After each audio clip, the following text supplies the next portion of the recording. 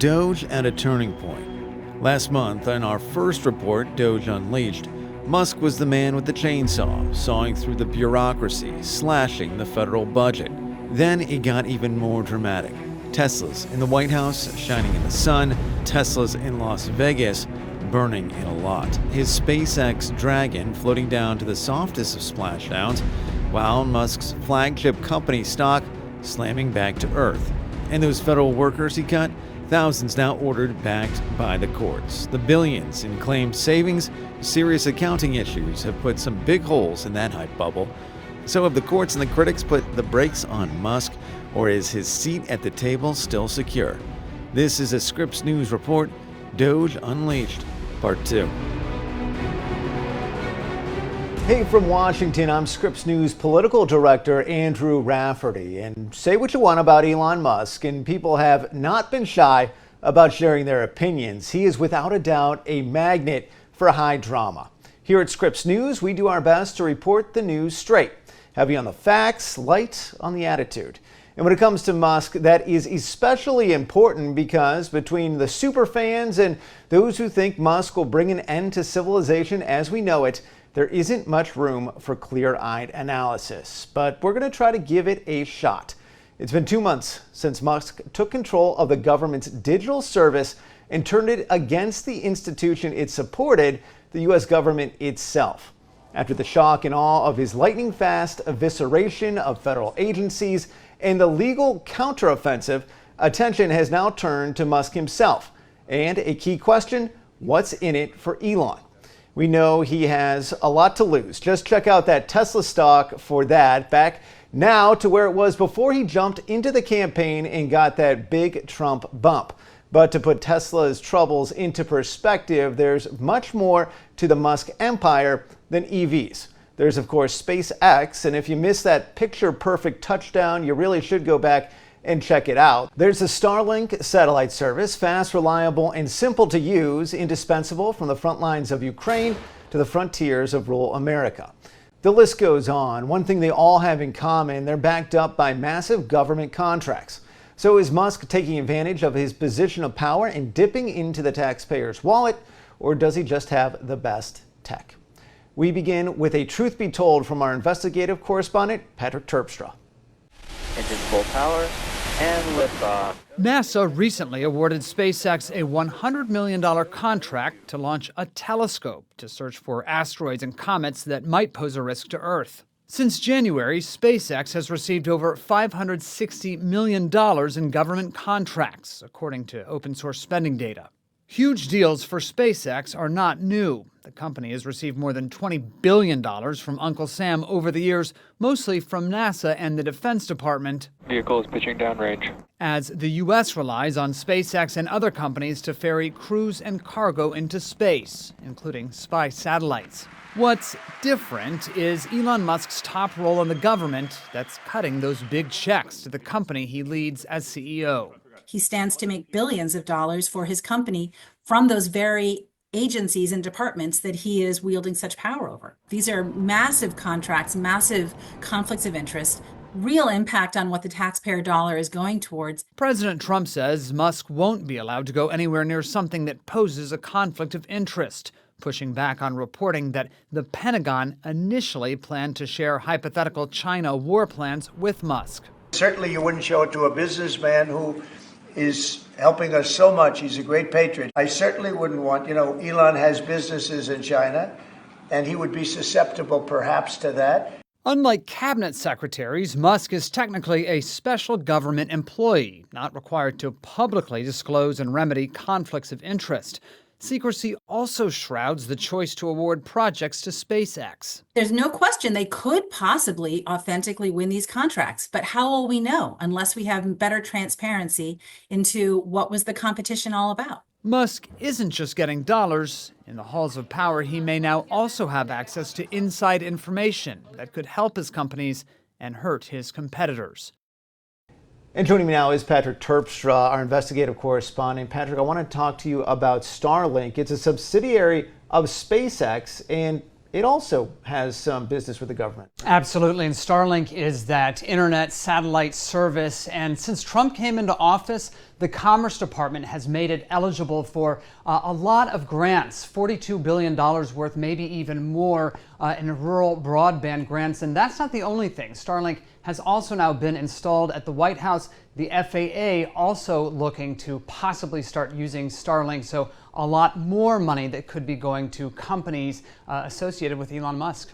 All right, Patrick Terpstra, thank you. And now to the backlash. Donald Trump's poll numbers have held up pretty well at around 46% on average. It's lifted by general approval of his crackdown on immigration, despite downward pressure over his handling of the economy. And while there aren't as many polls on Elon Musk, there is one high-quality one from Pew Research, which had him at about 42% favorability at the end of February. And there are signs Musk may be becoming more of a political liability. There's certainly a lot of anti-Musk passion out there, with viral videos from around the country showing Republicans getting berated at town halls. Let's bring in our political team now. Haley Bull at the White House, Nate Reed on Capitol Hill, and legal affairs correspondent Avajoy Burnett. And Avajoy, we will start with you, because with the White House behind Musk and Hill Republicans behind the White House, the courts are Musk's biggest problem right now. So what are the top legal challenges facing DOGE at this moment? Hey there, Andrew. Well, there are themes to many of these cases. Even though you may have dozens of cases, some of them have common themes. For example, there are issues that some of these lawsuits have brought to light with regards to the personal information of people being put out there, or concerns about that. For example, social security numbers, date of births, and of course, some of the allegations in some of those lawsuits revolve around the possibility of these key pieces of information getting into the wrong hands. But perhaps one of the most high-profile situations has to do with DOGE's efforts and the federal government's efforts, the administration's efforts to reduce the number of people in the federal workforce, what's known as a reduction in force. And one of the high-profile cases that we saw has to do with USAID, those people leaving the headquarters here in Washington, D.C. with those boxes. And you may have also heard of probationary workers, tens of thousands of them, who have been let go. There's kind of a ping pong situation that's going on in the court system right now, where judges on both ends of the United States, on both coasts, in California and Maryland, have said that these probationary workers should be placed back on the job because the administration, with DOGE's help, didn't go about laying them off, firing them the right way. And we know that those cases continue to be worked out in the court system. It's very likely that at least one of those cases will make it to the U.S. Supreme Court. So there really has been mixed results with regards to many of these lawsuits that have been brought against DOGE, against Elon Musk, and the efforts of that core group of people who are really going in and making massive changes within the federal government. Andrew? And Haley, you know, we've seen Elon Musk at the Oval Office, we've seen him at cabinet meetings, we've even seen the White House briefly turned into what looked like a Tesla showroom. But have you seen any potential cracks in the Musk-Trump relationship yet? Publicly, there are no cracks showing in this relationship. President Trump has referred to him as a patriot, as a friend, and praised him for his work with the Department of Government Efficiency. And what we have seen after Elon Musk emerged as a major supporter of President Trump's during the campaign is a relationship between the two that has appeared to grow. As you mentioned, Musk has been spotted traveling with the president in the Oval Office, and just earlier this week on hand for a second cabinet meeting, and this one donning a red hat that read, quote, "Trump was right about everything," while some cabinet secretaries heaped praise on Elon Musk. Now, Trump also made a show, as you mentioned, of shopping for Teslas brought onto the driveway of the White House, and has called out vandalism of Teslas as he has continued that praise of Musk. Now, while there were earlier media reports about tension with some cabinet members as DOGE enacted cuts in agencies, and Trump clarified that DOGE was was working with the secretaries. This most recent cabinet meeting saw agency leaders really praise Musk and the work of DOGE and Transportation Secretary Duffy, even noting that the two had what he called a great call. And in that meeting, it's notable that Trump acknowledged that the cuts may not be popular, saying he has, quote, no idea how it plays out in the public, but also insisted that it must be done and shared a view that he believes Americans understand this. So it certainly appears that this is a relationship that the president defines as one of friendship right now. Andrew. Yeah, and Nate, up on Capitol Hill, there's going to be a really interesting sort of test that I think a lot of makers are watching, and that's in Wisconsin, where Musk is pouring a ton of money into a state Supreme Court race. He's also been the focus of a number of negative ads from Democrats. How much are lawmakers watching this race as a potential referendum on Musk? Oh, it's definitely a bellwether for them. They are watching it very closely. I spoke with a senior Democratic aide to a member of Congress from Wisconsin just earlier today, and they told me that, all eyes are going to be on this contest, whether their attacks on Elon Musk come to fruition. Again, they believe that there might be an opening here while Trump is still polling fairly well across the country. Elon Musk is polling much lower, and as you noted earlier, there is fairly limited polling on how he is doing or how he's regarded by the American people. So they're really leaning in to what he's done through the DOGE service, through cuts to federal agencies, to see if that will have an impact on this upcoming race. So again, as we look forward to 2026, this could be the very first indication of how things are going in Trump and Musk, kind of following that same playbook from 2024. Musk has donated a lot of money into this state Supreme Court race. Additionally, he's done these giveaways with voters for signing a petition about judges and justices getting involved in politics. So again, a similar playbook to what he did nationally in 2024 in swing states, playing out in one state, in Wisconsin, Democrats, and making very clear that this is a bellwether for Musk's popularity, and certainly could be one for the midterms in 2026. All right, Nate Reed on Capitol Hill, Haley Bull at the White House, Evan Joy Burnett in our DC newsroom. Thanks to you all. And still ahead on DOGE Unleashed, insiders now on the outside talk to our Jacob Garden-Schwartz about how Musk took over the U.S. digital service and turned the government's digital division against the government itself. It did, in effect, change us from these nonpartisan technical experts into a political vehicle. And that, to me, changed the job. And next, property crime or political terrorism? Are Liz Landers on the legal bar the Trump administration has to get over to go after Tesla vandals? What they tell me, they could get 20 years in jail, and they'll get it. DOGE Unleashed, back after the break.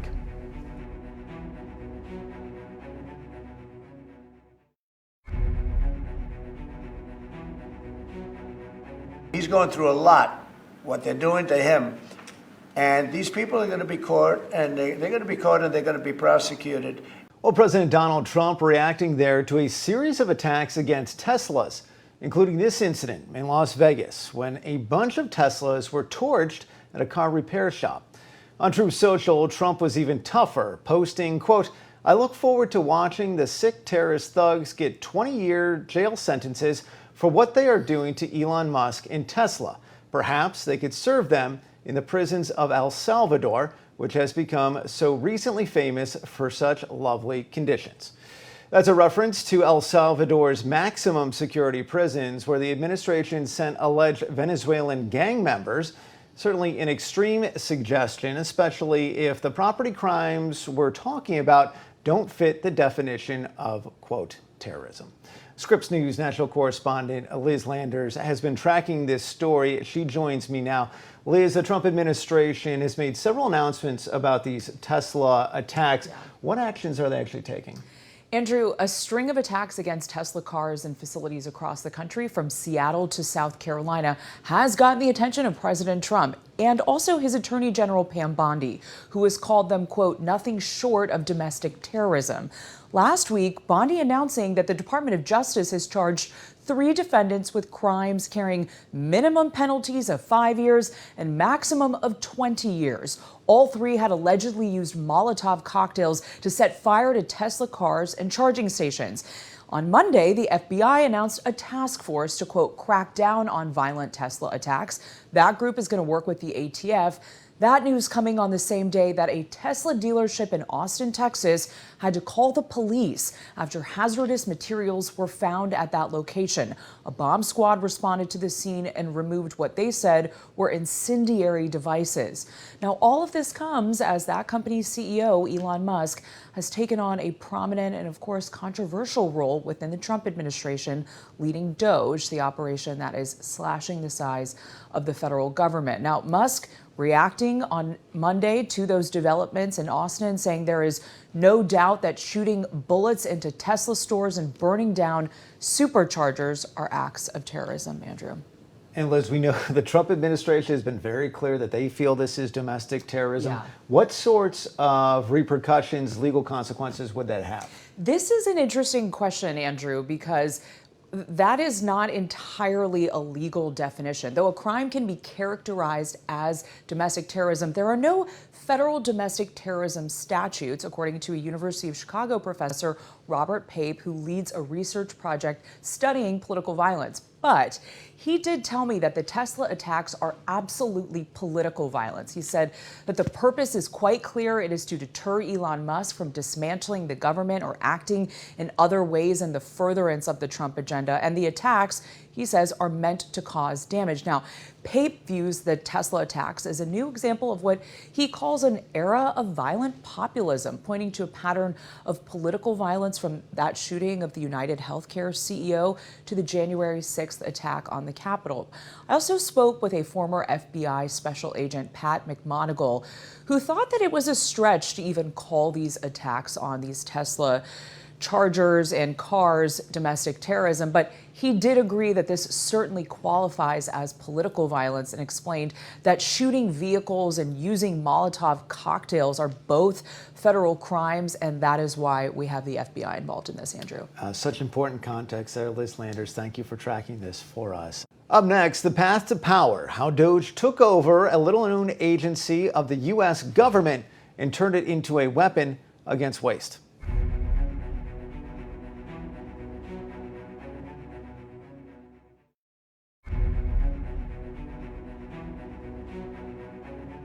Among the many missions of Elon Musk's Department of Government Efficiency was a relatively uncontroversial one, a promise to leverage private sector experience to modernize government technology. But a Scripps News Group investigation reveals DOGE's efforts could be having the opposite effect. Scripps News' Jacob Garden-Schwartz takes a look at how DOGE's takeover of the U.S. digital service means for government systems struggling to adapt to the 21st century. This is an order creating and implementing the Department of Governmental Efficiency, known as DOGE. Okay, that's a big one. When President Trump signed the executive order establishing DOGE, one of his first actions after taking office, he put the new initiative inside the United States Digital Service, a White House office created in 2014 to work on tech projects across the federal government. The work that the DOGE team is doing is helping fix the government computer systems. Many of these systems are extremely old. They don't communicate. It was a logical enough choice for a team designed to use tech to root out waste. But for the government workers already at the digital service, those early days were marked by chaos and confusion. At no point did they ask about the outcome of our work or the impact of our work on the American people. It was more about understanding political ideology and loyalty. It did, in effect, change us from these nonpartisan technical experts into a political vehicle. And that, to me, changed the job. For this investigation, Scripps News spoke with 5 former and 2 current staffers with the U.S. Digital Service, or USDS, about their experiences working with DOGE, as well as former government technology leaders and outside experts. Most USDS sources requested anonymity for fear of retribution from the Trump administration, but all expressed deep anxiety about the future of the digital service after DOGE's takeover. I don't really know what they're trying to do, but I can tell you what has happened is disruption and, in my experience, a complete halt to productivity. Itir Cole, a technologist with over a decade of experience working on healthcare software, worked at USDS until last month, when she resigned as nearly 50 of her colleagues were fired by the Trump administration. While at USDS, Cole was detailed to the CDC, leading a team developing a new public health surveillance system for states and localities to track disease outbreaks. She's worried that between the cuts and DOGE's single-minded focus on rooting out government waste, projects like the CDC's disease tracking system will fall to the wayside. We're going to lose our ability to distribute that software for public health to use. And that just means when something goes wrong, our ability to respond is going to be slower. That means disease is going to spread faster than our ability to contain it. And so it's a risk. It's a medium to long-term risk, but it's a very real risk. Critics also raise concerns about how DOGE officials are handling sensitive data, as multiple lawsuits claim officials have bypassed protections for Americans' financial and health information. A number of people who don't have clearances, we don't know what their backgrounds are, we don't know who they are loyal to. They are coming in and randomly destroying systems and getting rid of people that have the expertise that's going to be needed to be able to go forward. Arati Prabhakar served as President Biden's top technology policy advisor. The two sides, the Democrats and Republicans, have spent many years arguing about how to remodel the House, right? But now what we're talking about is people who are taking a blowtorch to the House. This is not how we make progress. USDS staffers impacted by DOGE's cuts, meanwhile, ponder what the future looks like without their expertise. What does it feel like to be back here, to be seeing all of this going on with you not in it? You know, I don't know. It feels strange right now. I don't feel welcome. And to feel like my government is excluding me, it feels like a really strange feeling and weird place to be. No one really knows what DOGE might do next or how long the project will last. But safe to say there will be plenty of surprises in the weeks and months ahead. And we'll be tracking Elon Musk and DOGE every step of the way. Thank you for watching, and please stay with Scripps News for reporting that is always up to the minute and always in depth.